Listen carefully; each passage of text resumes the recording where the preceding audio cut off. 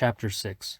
What is OASIS E1? OASIS E1 is one of the new standards set by OASIS. This certification will be given to individuals with a range of physical disabilities. It has multiple items with multiple letters, including questions on ethnicity, language, transportation, hearing, vision, and pain in activity. The new version will also remove the M item regarding pain during activity and replace it with J items. This will require a lot of education and training. OASIS D1. OASIS D1 and OASIS E are two OASIS forms. The first one is based on the older version of the assessment tool, and the newer version is designed to measure the same things, but with updated guidance and 25% of the assessment's items. The revision will also change the item numbers and sectional structure, and it will align with other data assessment systems used in post-acute care settings. This version will also retire several items, including M1200 vision, M1242 interfering pain, and M2016 drug education. As the new version of the assessment takes effect on Jan. 1, 2021, the OASIS dataset will undergo dramatic changes. Though the implementation of OASIS E has been delayed due to the COVID-19 public health emergency, it is expected to be finalized by 2023. However, organizations must be prepared for the transition and its implications. In addition to changes in data collection and reporting standards, OASIS D1 and OASIS E will require a new assessment structure. The new OASIS assessment will have the same goals, but will be based on social determinants of health. These factors will affect care and payment. By identifying social determinants of health, organizations will be better equipped to address patient needs. In addition, these factors can bridge the gap between the quality of care and the quality of outcomes. Moreover, the new assessment is consistent with other CMS initiatives and focuses on holistic care. OASIS D1 is the best option for supervisors and QA staff that are preparing for the COS-C exam. OASIS D1 and OASIS E1 can be combined with a certification program to provide a complete course for healthcare professionals. This course consists of 16 lessons,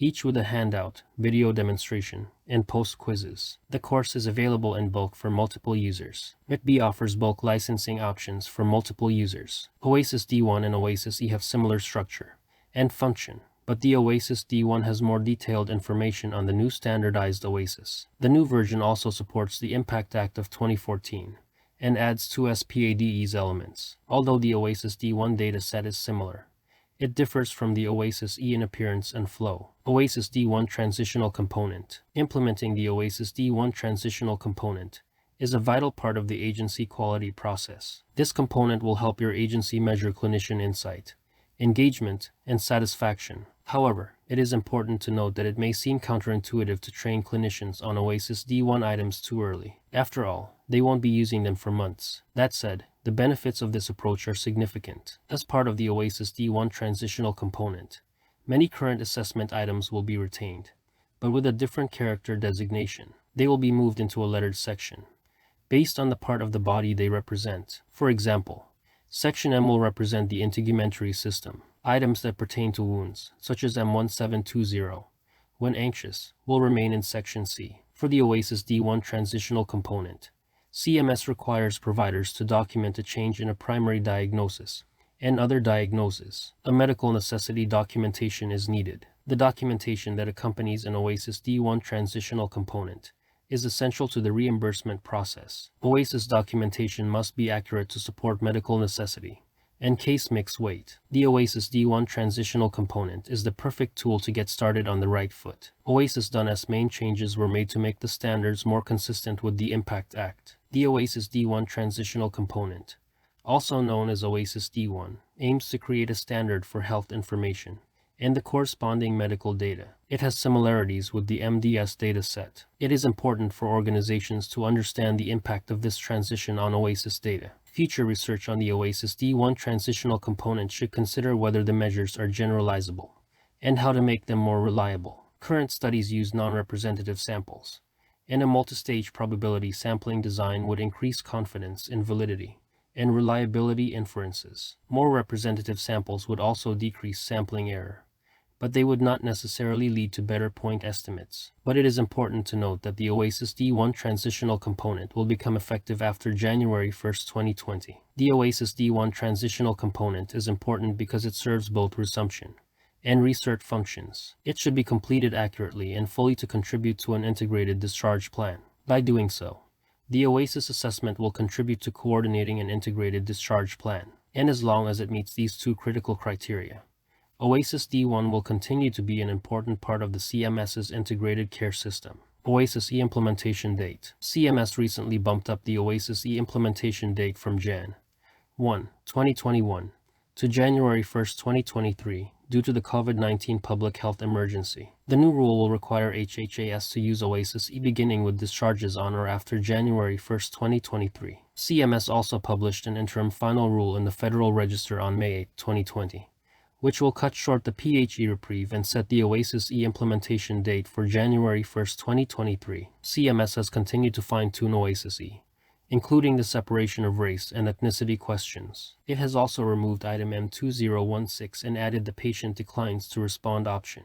While the Office of Management and Budget has not yet approved the new version of OASIS E, Symmetry consultants caution against making additional changes. In the meantime, home health providers should take advantage of OASIS E-accuracy training sessions to become compliant. The Centers for Medicare and Medicaid Services released the latest OASIS Q and S, providing guidance to OASIS questions submitted through their help desk. OASIS Q and S cover topics ranging from updates to coding M and GG items to guidelines for confusing scenarios. Here are the highlights of the 14 Q and S. If you are planning to use OASIS E, make sure you know the deadline and how to prepare. The OASIS E implementation date has a huge impact on the home health industry. In the end, the OASIS E implementation date is just around the corner, and your actions today will be crucial to the future success of your organization. With so many changes brewing in healthcare, ensuring that your team is ready is key. In fact, almost 40% of agencies don't have an OASIS E-education plan. You can find out more about the deadline and the OASIS E-education requirements by browsing our blog.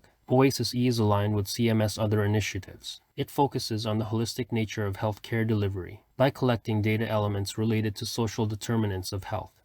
An organization can address the needs of each patient. As a result, they can help reduce healthcare disparities. The OASIS E implementation date is set for January 1, 2023. The proposed changes are significant revisions to the OASIS D1 items and a new response option. OASIS E education. Implementation of the OASIS E is expected to begin by the end of this year. As of this writing, only 15% of agencies plan to implement the OASIS E. This means that the majority of agencies will still train their staffs using the previous manual. Regardless of the implementation date, agencies should focus on transitional aspects of OASIS E education and training. In addition to this, the transitional items of the OASIS E are likely to increase clinician insight, engagement, and satisfaction. Although there are many new OASIS E items in the final version, many current assessment items will retain their character designation of M. These items will still be included in the corresponding lettered section of the OASIS E. Section M represents the integumentary system.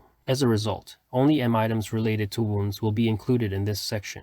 Thus, the item M1720, when anxious, will remain in Section C. The OASIS E manual has detailed information on items, including tips on answering specific questions. Chapter 3 is devoted to the transitional process for data elements and will help clinicians assess their patients. For more detailed descriptions of the changes made from OASIS D1 to OASIS E, refer to Appendix D. This section contains a chart with a summary of the changes and new items since the D1 version. OASIS E is an important step toward achieving the broader CMS objectives for quality care. It requires organizations to collect information about the social determinants of health, and the results of this process will help them identify and address the needs of individual patients. By doing so, organizations will be better equipped to treat patients and reduce the disparities in care. So, as home health agencies prepare for the OASIS E, they should focus on this important task. The OASIS E will be implemented nationwide on January 1, 2023. Home health agencies will transition to the new system by 2023, though the onset of the implementation was delayed due to a COVID-19 public health emergency. OASIS E data will directly impact patient outcomes and payment, so it's vital for providers to understand how to use this new system. This update represents one of the most important changes to the industry in years.